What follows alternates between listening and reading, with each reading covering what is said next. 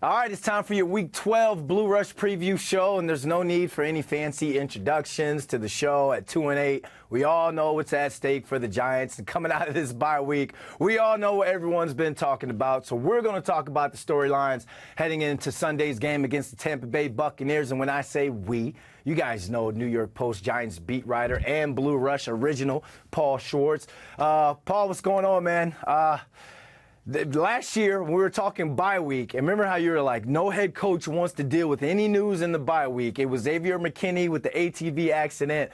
I think we got more to talk about in the bye week this year at 2-8 than we did last year, man. How you feeling?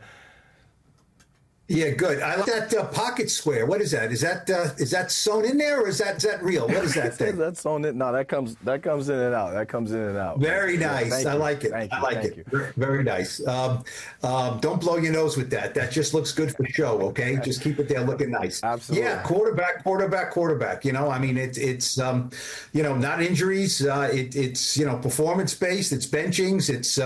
It's really a tale of three quarterbacks. We can start with either one you want, but it's that overshadows this game against the Buccaneers because, as we know, Daniel Jones is out, Tommy Devito is in, and Drew Lock is ticked. That's basically the one sentence scenario for what's going on here. All right. So, which quarterback do you want to start talking about first? 1, 2, or 4? QB 1, 2, or 4? Well, Daniel speaks today. Daniel speaks today at the time we're recording this. Daniel speaks later. So should we talk? Let's go Devito. You were in the locker room yesterday. Tommy Devito had the scrum. Tommy Cutlets, whatever you want to call him. He is now the quarterback one for the New York Giants. What was he like, and what were the players saying about now Tommy Deves being quarterback one? It was interesting. You can tell it's a different feel right away because, DeVito has his locker off. If you go in the locker room, it's like to the right and down the end. He's near Drew Lock. He's down at the end there near a couple of tight ends. Daniel Bellinger's down there, kind of out of the way. So for Wednesday's press conference with Tommy DeVito, it wasn't a locker situation. They moved him out to the middle of the locker room where that air hockey thing is. They put a banner up, and we all were crowding around him there. Guys were yelling, DeVito. I mean, they have great support for Daniel Jones, but nobody dislikes Tommy DeVito. So it's I think, professionals, if this is high school, Brandon, people can't deal with it, right? There's cliques and things like that. This is the pros. So you are unhappy about Daniel Jones getting benched, but you're happy for the next guy getting an opportunity. And, look, Tommy DeVito's been a cool, calm, collected customer since he's been with the Giants. He's a Jersey guy. He understands the marketplace. He understands the vibe, understands the media pretty much. And, this is his second act, right? I mean, I think the plan is for him to start every game unless things go bad. That's a long audition, 7 games. And Tommy said, look, last year was great. He started 6 games last year, but he said, he was asked about this and about the gestures and about the leaning into his Italian roots and his Cedar Grove roots and signings at pizza joints all over the place. And he said, look, last year was great. I loved it. But he said last year was a good story and all. It was kind of how it happened. But all the fun and games outside, it was fun. It was last year. I'm kind of over that, he said. I'm sticking to football now that I wasn't before, but I'm really focused on that. The external stuff will be on pause. And he said, and this is important, he said, I already had talks with everybody around me, my inner circle. It's going to stay very tight and make sure that everything is about production on Sunday. Yeah. So if he's true to his word, I don't think we're going to be seeing him doing signings and going to pizzerias and, going to the mall and Tommy DeVito and Tommy Cutlets, that's fun. And if he scores, that's great. And if he plays well, that's great. But I think he's going to, tamp it back a little bit or maybe a lot. And it's about football now. And look, he's under contract for next year. He's an exclusive rights free agent. If the Giants want to keep him, he stays for like $1 million. So he can be a very cheap backup alternative. That's what he needs to prove now. Paul, he better not pass up any opportunity to do a signing, to go to an ESPN party, to do anything in the city. I understand what he's saying. You got to take care of the football aspect of it. But this is the opportunity of a lifetime for an undrafted free agent who went 3-3 last year. Numbers, 9 touchdowns, 3 INTs, 1,100 passing yards. Didn't really do anything sexy in the sense of, oh, yeah, this guy needs to be our QB1 from the football production side of it. You're getting this other opportunity because of everything that comes off the field when it comes to your off-the-field production. People are coming to see you. People are coming up and showing up to these games. You got the home game against the Bucks before you go on the road against the Dallas Cowboys on Thanksgiving. And then I believe 3 out of the 4 games in December are all home games. They want to sell tickets. They want people to show up and to watch Giants football, and they want him to put on the show. So it's like, yeah, make sure you handle business on the field. Make those throws on the outside. You got Malik Neighbors. You've had success with Darius Slayton, Jalen Hyatt, Wan'Dale Robinson. You've had success. And then you got Tyrone Tracy Jr., who can take some of the load off of you when it comes to not having to throw the ball 40-something times a game. But this is an opportunity you can't pass up. And I've kind of been in, not so much in talks with this marketing team. I reached out to them about repping me in terms of marketing and all. And they sent me an email back and was like, we're not doing any interviews or anything with Tommy DeVito. It's all football and all.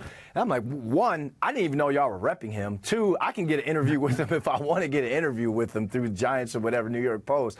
And then 3, I was like, no, I understand you don't want it to become a circus, but as long as DeVito is handling business on the field, you're winning a Monday night game against the Packers, you're taking the Giants on a 3-0 win streak, you got to run with everything that comes with being the starting quarterback for the New York Giants. Did Victor Cruz pass up anything when he came onto the scene? No, he just made sure he handled business on the field. So I can't get behind that. I know what he's doing. Right, can we do a point counterpoint here? Can we do a point counterpoint? Go ahead, Paul. Okay. Look, I hear what you're saying. I thought last year it was fun. He had some success. I thought last year, you know what it felt like to me? That Tommy DeVito and his camp said, this is never going to happen again, so we got to take advantage of every little opportunity here. You know what I mean? Yep. We got to take advantage of it because it's all going to be gone. And guess what? It's not gone. It's back. So, look, I'm not saying if something lucrative comes up, if there's interviews, if there's football things, but, I mean, he was everywhere last year. He was doing things that were, look, I know he doesn't make big money as far as the NFL. He's not Eli Manning who's signing these, multi-million-dollar contracts. And you say, Eli Manning wouldn't do that. Of course Eli Manning wouldn't go to a pizzeria in Jersey and sign autographs because Eli Manning, he could own the pizzeria. For sure, for sure. I get it. And I'm not telling anyone, look, Brandon, you don't deserve a right to make money. You got to sit home and be in your books and not make money. But I think it's different this year. I really do. He proved enough to stay on the team.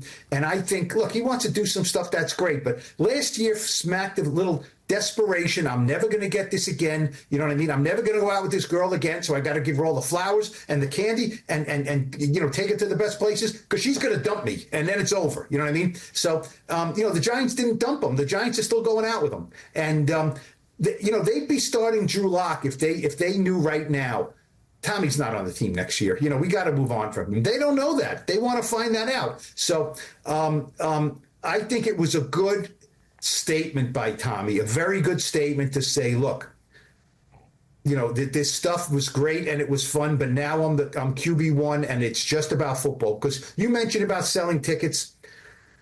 If they lose a couple of games here, then no one's buying tickets to see Tommy DeVito play if they're 3-10, if they're 2-10. If they win a couple of games, this game, will there be a few extra people in the seats instead of selling their tickets? Buck fans aren't coming up to this game. I just don't think that's a big deal. You know what I mean? That Tommy DeVito isn't. Look, he's more popular than Drew Lock. I get that, but it's not so. Look, now if they were starting their first round pick for the first time, who everyone was excited about, then people get behind it. I think people like Tommy, but I don't think anyone out there is thinking, or many people outside of people who live in Cedar Grove, New Jersey, are out there thinking, this is the start of something big for the Giants here. You know, it is what it is. I'm in a group chat with the J18 tailgate, and they're excited. But one, for the tailgate, Yeah. they're all like, oh, I can't wait to tailgate, party, hang out and stuff. Good to see everybody. But then a lot of them have been posting this emoji in the group chat because this is why they want to go inside now. Season, I guess we can say it's over. And I understand business decisions are made on both ends, whether it's do I skip over on a Drew Lock to bring Tommy Devito in? But, you know, at the end of the day, playing Tommy Devito or the allure of watching Tommy Devito, and maybe we can get some of that Devito madness again. He is the Jeremy Lin of the New York Giants. He is the Matt Rempe of the New York Giants. So that allure is better than a free medium Pepsi, I can tell you that. And speaking of business decisions, Drew Lock, passing over Drew Lock was a business decision.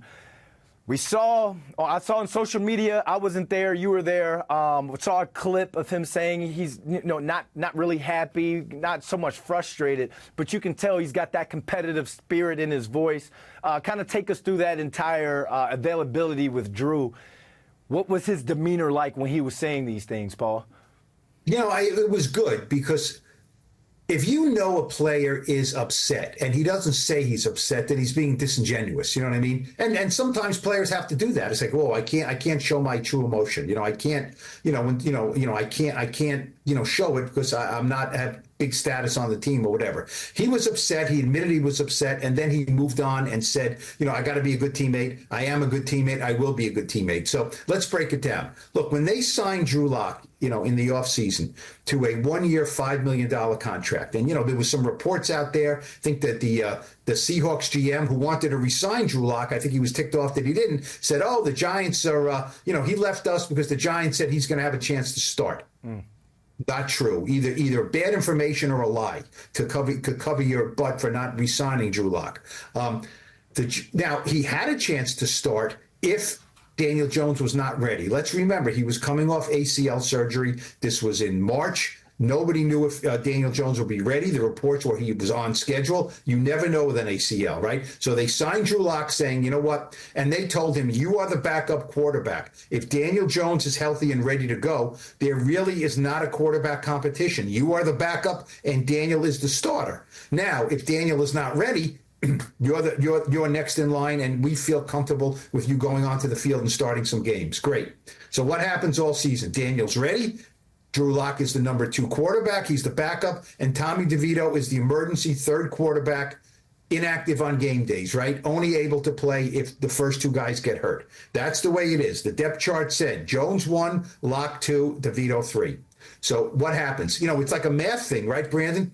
You go 2. How do you figure this out? 1 or 2 minus 1 should equal 1. Yep. You know what I mean? The 2 is there. You take away the 1, then Drew Lock should be the 1. Then so how does DeVito go from 3 to 1? Well, look, there's a lot of reasons for that. Some of it's money-based. Daniel can't be the backup because they don't want him to play anymore because there's an injury guarantee involved of $23 million next year. So he has to be moved to the side. So why does Drew Lock start? Well, because he missed a month in the summer, right? He got hurt in the first preseason game and missed a month. As a guy who was scrapping and scraping for reps, right? That's your time to get reps. Yeah. Once the season starts, you don't get the reps, right? Drew Lock is the second quarterback. He's the show team, scout team quarterback during the season. He's running the other team's plays, right? He's running Jaden Daniels and the Commanders' plays. He's running plays for the other team. So he gets to look good running the other team's plays to give the defense a good look, the Giants' defense a good look. So his time to shine and prove himself was in the summer. He misses the last 2 preseason games and all those practice games. Okay, so he doesn't get the chances so much. And let's face it, Drew Lock is not under contract for next year. Tommy DeVito is under contract. So the Giants want to see what he can do. Okay, so Drew Lock knows all this, but he's also ticked off, and he said there's a ton of emotions in it. I would say it's still a business. He said, I'm just upset. I'd say upset and confused are 2 pretty good words to put in there. You understand where they're coming from, but at the same time, when you are the 2, right, the backup, you expect to be the next guy up. It's an interesting situation I didn't foresee happening. So that's fair. He's called in that, Joe Shane and Brian Dable met with all three quarterbacks on Monday individually. So they go in and tell him, okay, Drew, you're the backup, but now you're still the backup. I'm still the backup. But he said, I'm going to handle it as a professional. And here's something that will resonate with you, Brandon, who was a guy who was sticking on rosters, right? And, you can't open your mouth or else they're going to say, you got to be at least a good soldier, right? Yep. And this was a very, very honest line that I appreciated from Drew Lock. I would say this is still a business, and I want more jobs after this year. If I come in and be ugly and nasty, it leaves a bad taste in these guys' mouths, and who knows how fast that spreads. You can relate to that, right? Absolutely. I mean, the business is frustrating, but you can't be frustrated with the business. I saw clips, the media, you guys spoke with Darius Slayton. We all know the business side of sport with the Giants he had to go through. Dexter Lawrence talked about how they traded away his best friend at the trade deadline last year. We all know about the frustration with the business that he's been through. I mean, we can go on and on of players throughout the league. Geno Smith, Baker Mayfield, they've all been casualties of the business. Daniel Jones right now, Eli Manning, all has been casualties of the business. That's just part of our sport. And I think for one thing with Drew Lock, I think one thing that hurt him, that time away hurt him, but that's showing when he had that opportunity against the Eagles. I understand it was garbage minutes or whatever, but Paul, he was throwing the ball in the dirt. He was throwing the ball over top of someone, over Wan'Dale Robinson's head on the bubble screen. So if I'm a Brian Dable and I'm a Joe Shane and I'm looking at it like, well, am I coaching for my job?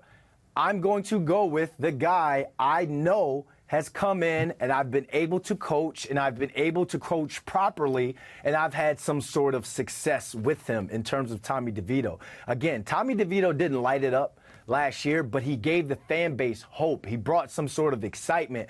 And we're talking about the NFL and business and auditions and re-auditioning. Brian Dable's kind of re-auditioning for that quarterback guru title that he had coming in to the New York Giants. So if I'm going to do that, and I'm going to show ownership, the Mara family, the Tisch family, that, hey, I'm still him when it comes to grooming and developing quarterbacks. The Daniel Jones thing didn't work out, but watch what I do with my guy when he's on the same page with me and he's playing with some sort of confidence. Watch what I can do. I'm sorry, when it came to Drew Lock, it's too late in the season to make that move. Had it been Tyrod Taylor last year, the Buffalo game, remember there were grumblings for let Tyrod play, put T2 in there. We never heard that this year from the fan base, from social media, from the media. No one has said anything about, switch Daniel Jones with Drew Lock. So I think that business side of it made it easier for them to go with DeVito as QB1. Yeah, I mean, I think the legitimate question that Drew Lock can also ask is, and it's fair, is, okay, if when the time came to bench Daniel Jones, and you put in who you think is the best quarterback to give the Giants a chance to win, then why the heck was I the number 2 quarterback all season? That's fair. I mean, that's fair to ask. If you think that Tommy is better than me or gives us a better chance to win, then in the first 10 games, why was he QB3 and me QB2? Now, so you're saying if something happened to Daniel in a game, you trusted me to go out and play, but moving forward, you trusted Tommy to start? I mean, look, the logic really does not hold up there. And like we said, there are other things at play here. Yep. They also can say, which I don't think they're going to say to Drew, look, you're not under contract for next year and you're going to be elsewhere. And we got to find out more about Tommy because Tommy's going to be cheap labor for us next year. That's the hard, cold truth of the business that, that's in the underbelly. Brian Dable's not going to say that, and he talked a lot around about, I have great respect for Drew. I have great respect for, he's been a true pro. Tommy, I like his swagger. We did some things with last year. Drew was hurt in the summer. The question is that that's all true. Drew was hurt in the summer. Then why, when the season started, didn't you say, Tommy's 2, Drew Lock's 3. Sorry, Drew, we told you were 2. Things change. You know what I mean? So then this wouldn't have been a surprise to him.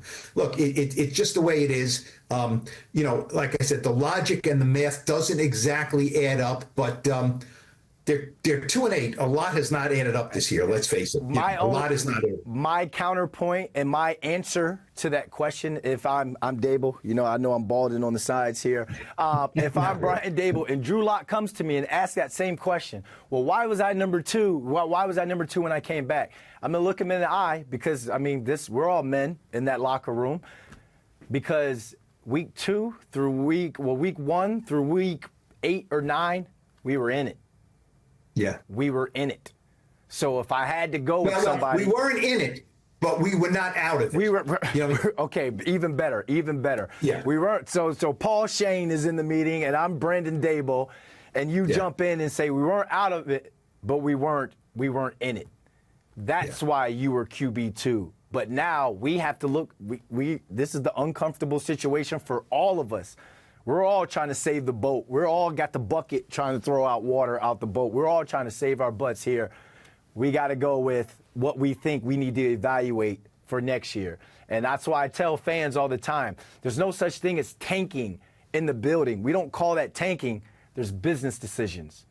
There's business decisions that have to be made. Again, like I told you guys, Daniel Jones is going to speak later on today.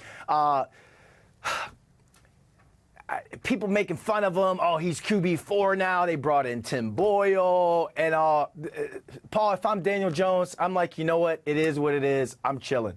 I'm going to take this QB4 thing. I'm going to show up, say the right things, do the right things, because the same thing like Drew Lock said, if I come in with a bad attitude or I'm mouthing off or I become a distraction, that's going to spread like wildfire. And I haven't done enough in terms of being here or what people look at me like throughout the league for now to have diva or bad teammate attached to my name.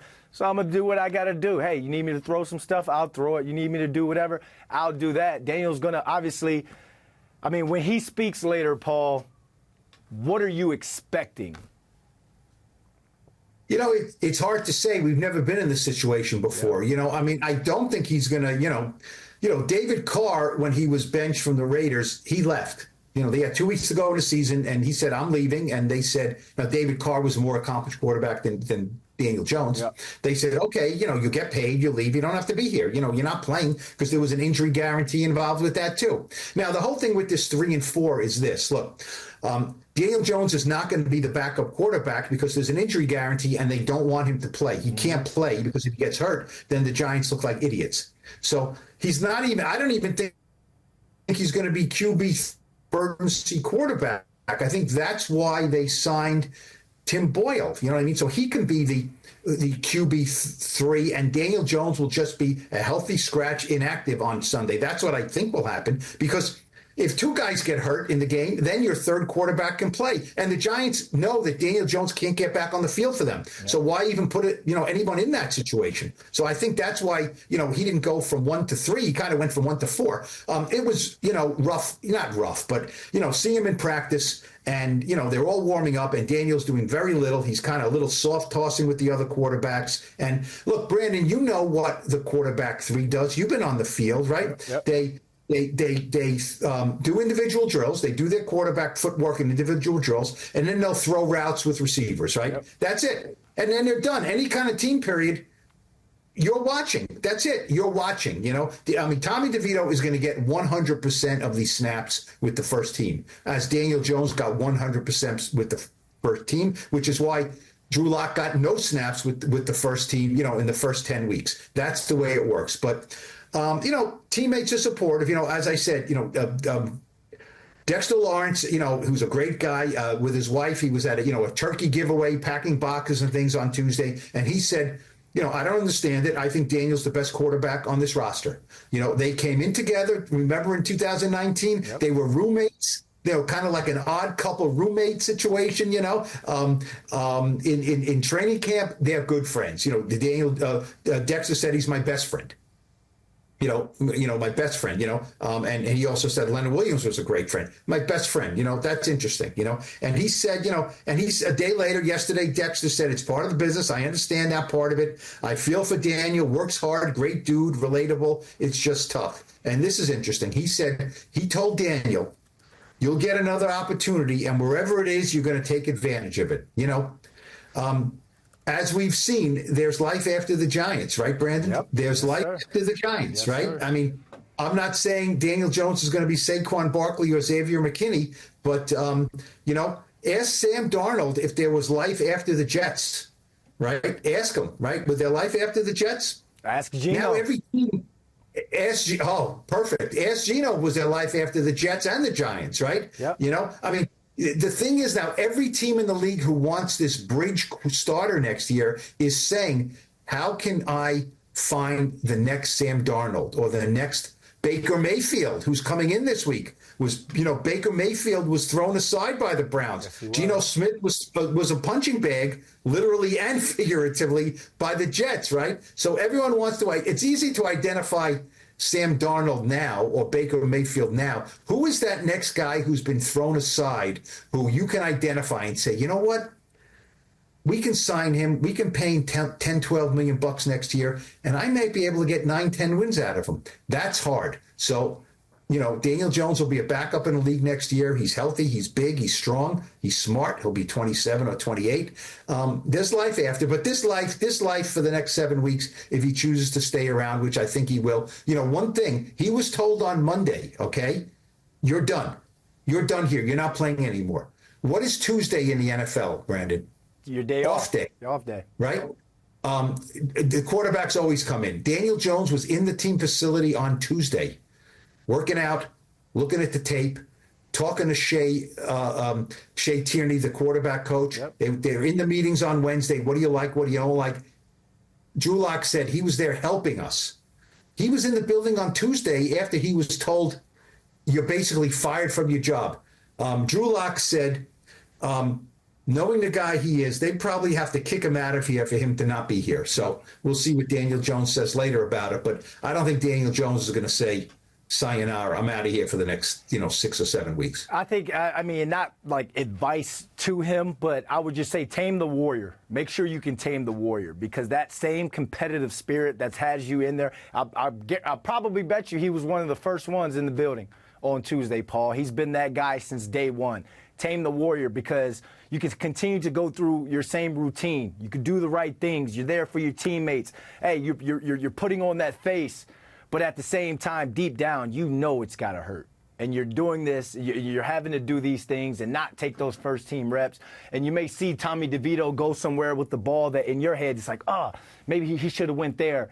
Tame that warrior, because now you're at the position to where you're mentoring. It's the same thing Eli did with you. Remember, he took over for Eli, and then what happened? We saw a video of those guys at Green Rock and Hoboken doing shots and hanging out. So this same business, games, the way you come in is the way you come out, Paul. I think fans need to understand that, because they think like in professional sports, you're young, you have these prime years, you do it all. But then as you get, I'm not saying he's old, but the business and sport, the football gods, they get everybody. You either have to retire and you don't. No one really gets that Michael Strahan win the Super Bowl and ride off to the sunset and go do TV. No one really gets that. That's an anomaly. Look at Victor Cruz. And let's face it, this is not, from a football point of view, a raw deal or unfair. Let's face it, they're 2-8. He threw 2 red zone interceptions, the last time he played in Munich against the Panthers. This is a warranted benching. It really is. I wrote after the Panther game, he can't start anymore. There's nothing against Daniel Jones as a person. Yep. It's just they're 2-8. They lose, almost every time he steps on the field. He's 3-13 since signing that 4-year, $160 million contract. Yeah. So this is not criminal. Sometimes this has to be done. This had to be done. Now whether it's Drew Lock or Tommy DeVito, people around the league can take jokes and make shots and say the Giants are tanking. I guarantee you they're not. I guarantee you if you ask Brian Dable right now, who do you think gives you a better chance to win in the next 7 games, he's going to say, I think Tommy does. I think Tommy does. I was able to massage him to 3 wins last year. I think I can get a few wins out of him this year. I think he's better. I think he understands it more. I just feel that way. That's why he's starting. Yep. But this is not an unwarranted, Daniel Jones is not a victim here. That doesn't mean you can't have empathy for what he's going through. Absolutely. Absolutely. And again, he's a warrior, man. That kid's a competitor. Shea Tierney could be, OC somewhere next year. Mike Kafka can be OC head coach somewhere next year. You got to make sure you keep those relationships in this business. You got to be a professional in the building, outside the building. Daniel Jones has been that. There's a couple storylines that have kind of been washed away, Paul, so we can get to these because we've been talking for a long time about the QBs. Sterling Sheperd returns to MetLife Stadium. Young Shep. There's also Evan Neal is going to be starting again at right tackle because he had himself a pretty solid day against the Carolina Panthers. Kayvon Thibodeau is coming back. He's going to return. Hopefully the defense gets a little bit better there. Also, Bucs offensive coordinator Liam Cohen was my quarterback in college. I've been texting him trying to get me a little info here and there. I'm trying to take him out to dinner on Saturday, but he's got his family. His family coming up. Young Shep running through MetLife Stadium. We've already seen the return of Saquon. How do you think Sterling Sheperd is going to be received? He didn't go to a division rival. I mean, I think he'll be cheered. Yeah, you know what I mean? Sure.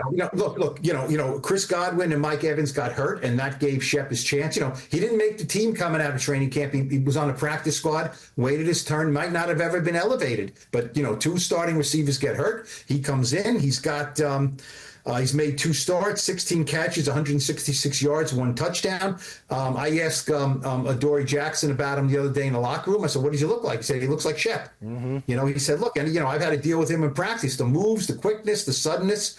I think he looks pretty good. And it's great. It's great. Sterling Sheperd was a guy last year, right? You were in a locker room, Brandon, who was basically inactive, right? He got healthy and he was just inactive. He wasn't playing. They didn't have Malik Neighbors. They didn't have an all-star cast of receivers, but he wasn't playing and he was healthy and he bit his lip. He told me he was frustrated and things like that. He knew it was the end of the road for him with the Giants and was contemplating retirement, was asking me about, getting into the media and things like that, owning some real estate in Oklahoma, said he wanted to stay in New Jersey and got a shot. Baker Mayfield's his college quarterback at Oklahoma. Good for him, right? Is it last after this year? I don't know. But at least he's going out playing and on the field and not sitting in his locker as an inactive on game day with the Giants. So good for him. Happy for him. All good. I think every catch he makes is one more catch than maybe he thought or I thought he would make. Good for him. Yep. Evan Neal makes complete sense. He's got to start. He's got to play. We got to find out. He's under contract for next year. We got to find out if he's their right tackle or not. Get him on the field. Very good. And Kayvon showed me his wrist. Didn't see a scar or anything like that. Says, didn't want to say if he'll have a club on it, but for competitive reasons, but kind of think it'll be wrapped up pretty nicely for the game. But he said he's good. And I asked him, you think you can help the run defense? And he smiled, He said, that's one of the reasons I'm here. So Azeez Ojulari filled in well, had a bunch of sacks, but run defense is not good.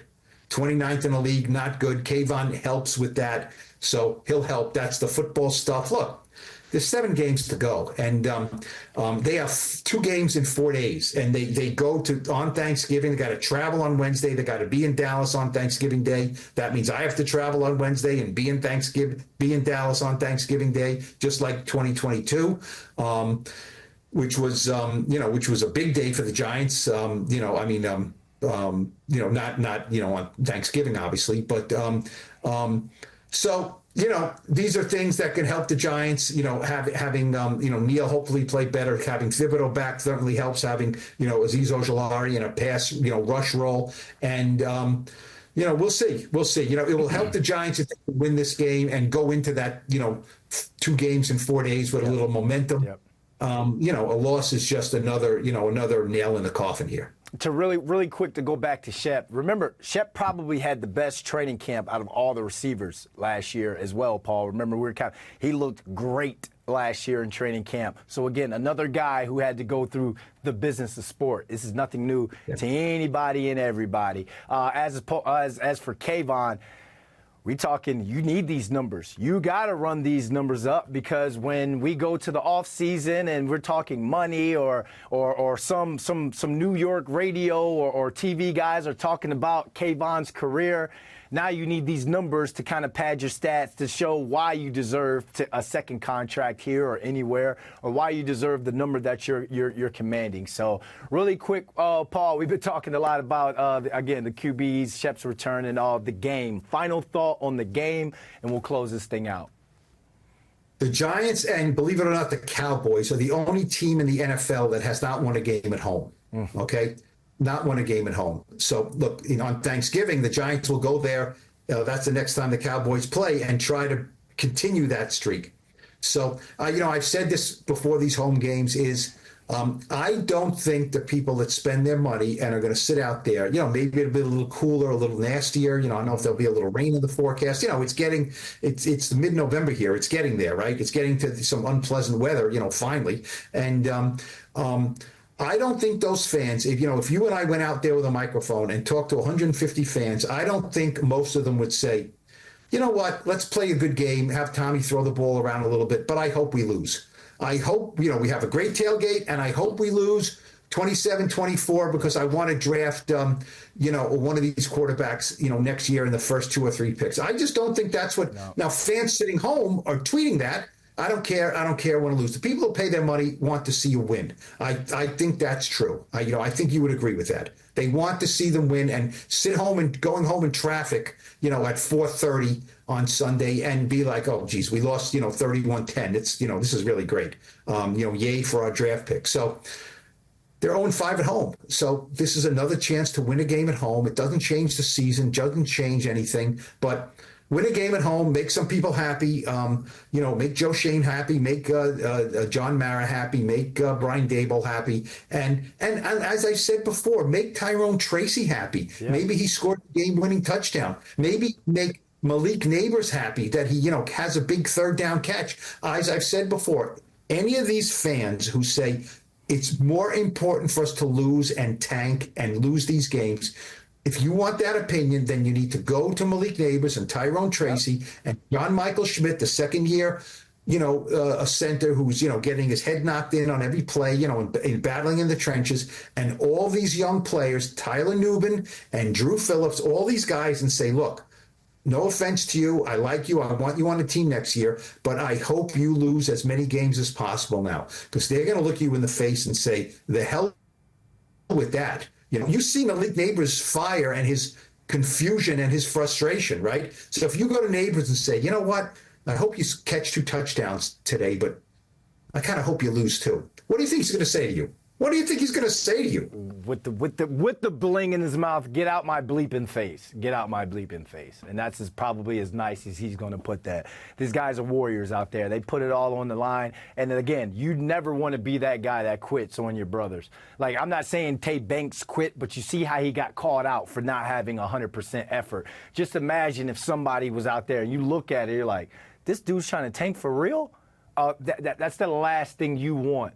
And again, we talking about how everybody knows everybody within this league. You put that on tape. It's not just the scouts and all from the Giants that's looking down and watching you and evaluating you. You got the scouts from the Lions, from the Bucks, from the Rams. Everybody has a copy of that all 22. So you better give all that you have, otherwise you get, exposed on the all 22.